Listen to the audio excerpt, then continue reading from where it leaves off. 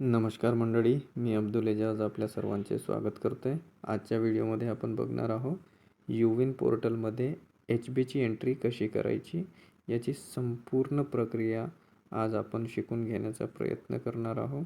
म्हणून आपण सर्वांना विनंती आहे की ह्या व्हिडिओमध्ये सुरुवातीपासून शेवटपर्यंत पूर्ण प्रक्रिया व्यवस्थितपणे बघावी, जेणेकरून एंट्री करताना आपल्याला जे प्रॉब्लेम्स येतात त्या प्रॉब्लेम्सचा सोल्युशनसुद्धा आपल्याला या व्हिडिओच्या माध्यमातून घेऊन जाता येईल. ठीक आहे. यूविन पोर्टलमध्ये हिमोग्लोबिनची एंट्री कोण करू शकते? तर याचं उत्तर असं असेल की यूविन पोर्टलमध्ये ज्यांची ID वॅक्सिनेटर म्हणून क्रिएट केलेली असेल ते सुद्धा HBची एंट्री करू शकतात.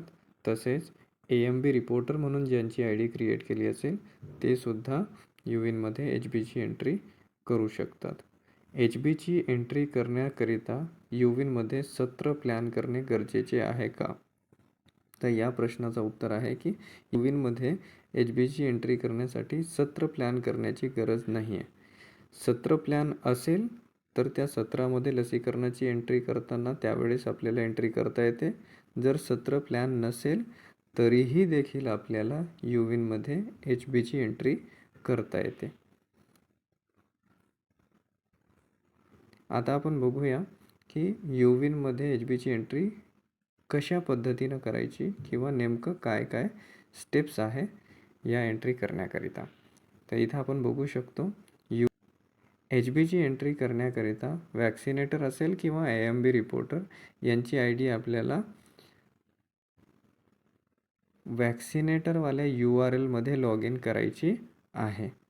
या URLचं लिंक मी या व्हिडिओच्या डिस्क्रिप्शनमध्ये लिहून देणार. त्या ठिकाणी आपण जावं आणि त्या लिंकवर क्लिक केलं की डायरेक्ट आपण या पेजमध्ये येणार आणि आपल्याला लॉग इन करून घ्यायचं आहे. वॅक्सिनेटरची ID असेल तरीही सेम प्रक्रिया आपल्याला करता येईल आणि AMB रिपोर्टरची ID असेल तरीही आपल्याला सेम प्रक्रिया करता येईल.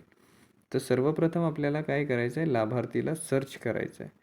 तर सर्च करण्यासाठी आपल्याला या ठिकाणी एक पर्याय दिसतोय. इथे आपल्याला वेगवेगळे पर्याय दिसते. या माध्यमाने आपण लाभार्थीला सर्च करू शकतो. सर्वप्रथम आपण मोबाईल नंबरने लाभार्थीला सर्च करून घेणार आहोत. इथं वरती आपण मोबाईल नंबर सिलेक्ट केलं, मग आपल्याला खाली काय मोबाईल नंबर लिहावा लागेल. तर वरती आपण आधार कार्ड सिलेक्ट केलं तर खाली या ठिकाणी आपल्याला आधार नंबर लिहावा लागेल आणि यानंतर आपल्याला काय करावं लागेल, सर्च या बटनवर क्लिक करावं लागेल. इथं सर्च केल्यानंतर जर लाभार्थीचं नाव वगैरे सर्च होत असेल तर मग आपण काय करणार, त्यांना डायरेक्ट एंट्री करणार.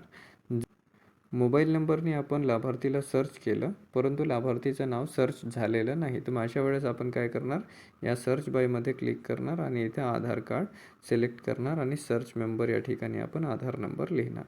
तर अशा पद्धतीनं आपण सर्च करणार. तर या ठिकाणी वेगवेगळे माध्यम दिलेले आहे, या माध्यमाने आपण लाभार्थीला सर्च करू शकतो. तर आपण लाभार्थीला मोबाईल नंबरच्या माध्यमाने सर्च करतोय, तर या ठिकाणी लाभार्थ्यांची नावं आपल्याला दिसायला लागलेली आहे. मग आता आपण काय करणार, ज्या लाभार्थीचा आपल्याला HB रेकॉर्ड करायचा आहे त्या लाभार्थीचं नाव या ठिकाणी आपण शोधणार आणि त्यांच्या नावाच्या पुढे इथं आपण बघू शकतो हे माहिती या ठिकाणी पूर्ण दिसते. इथं आपण काय करणार, रेकॉर्ड HB व्हॅल्यू या बटनवर क्लिक करणार. तर या बटनवर क्लिक केल्यानंतर आपल्याला 3 पर्याय या ठिकाणी दिसत आहे. डेट ऑफ HB टेस्टिंग, तर या ठिकाणी आपल्याला तारीख सिलेक्ट करायची आहे ज्या तारखेला त्या लाभार्थीचं HB टेस्ट केलेलं आहे. तर हे आपण मागील 30 दिवसाच्या दरम्यान त्यांनी जेव्हा कधी टेस्ट केलं असेल तर ती तारीख आपल्याला सिलेक्ट करता येईल आणि त्या तारखेची आपल्याला एंट्री करता येईल. तर या ठिकाणी उदाहरणार्थ जर समजा लाभार्थीनं या ठिकाणी 26 तारखेला केलं आहे तर मग 26 आपण डेट सिलेक्ट केली आणि HB व्हॅल्यू त्यांची जेवढी आहे ते HB व्हॅल्यू आपल्याला या ठिकाणी सिलेक्ट लिहायची आहे आणि मग नंतर whether counselling has been done या प्रश्नामध्ये आपल्याला येस करायचं आहे. तर या ठिकाणी 3 प्रश्नांची उत्तरं दिल्यानंतर आपल्याला काय करावं लागेल, सर्वात खाली जे सबमिटवाला पर्याय आपल्याला दिसतो या सबमिट बटनवर क्लिक करायचं आहे. तर अशा पद्धतीनं त्या लाभार्थ्याची HBची एंट्री पूर्ण करता येते. जर लाभार्थीला आपण मोबाईल नंबरने सर्च केलं, आधार नंबरने सर्च केलं, रेफरन्स नंबरने सर्च केलं किंवा इतर नंबरने सर्च केलं एवढ्या नंबरनी सर्च केल्यानंतर देखील लाभार्थी सर्च होत नसेल तर मग अशा वेळेस आपण काय करणार, त्या लाभार्थीचं रजिस्ट्रेशन मध्ये झालेलं नाही आहे असं आपण गृहीत धरून काय करणार, त्या लाभार्थीचं नवीन रजिस्ट्रेशन करण्याचा प्रयत्न करणार. मग ते रजिस्ट्रेशन करण्यासाठी आपण काय करणार, सर्वात खाली हा जो प्लसवाला सिम्बॉल आपल्याला दिसतोय, या प्लसवाल्या सिम्बॉलवर क्लिक करायचं आहे. प्लसवाल्या सिम्बॉलवर क्लिक केल्यानंतर सर्वात वरती आपल्याला इथं लाभार्थीचा मोबाईल नंबर लिहायचा आहे.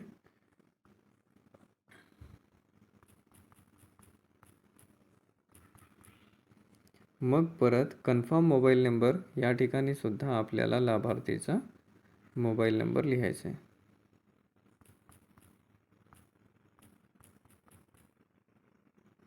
मग त्यानंतर लाभार्थीचा जन्मवर्ष, इयर ऑफ बर्थ. मग त्यानंतर आपल्याला काय करावं लागेल, टाईप ऑफ कॅटेगरी सिलेक्ट करायचं आहे. ते लाभार्थी सिटीजन आहे की प्रेग्नेंट वुमेन आहे की गार्डियन आहे ते आपल्याला सिलेक्ट करायचं. या ठिकाणी आपण सिटीजन सिलेक्ट केलेलं आहे. तर या मोबाईल नंबरनी जे लाभार्थ्यांचं रजिस्ट्रेशन आधी झालेलं आहे त्यांचे नाव या ठिकाणी दिसायला लागतील. त्याच्या खाली इथं आपण पर्याय बघू शकतो, फुल नेम. इथं आपल्याला पूर्ण नाव लिहायचं आहे आणि मग त्यानंतर आपण जेंडर सिलेक्ट करणार.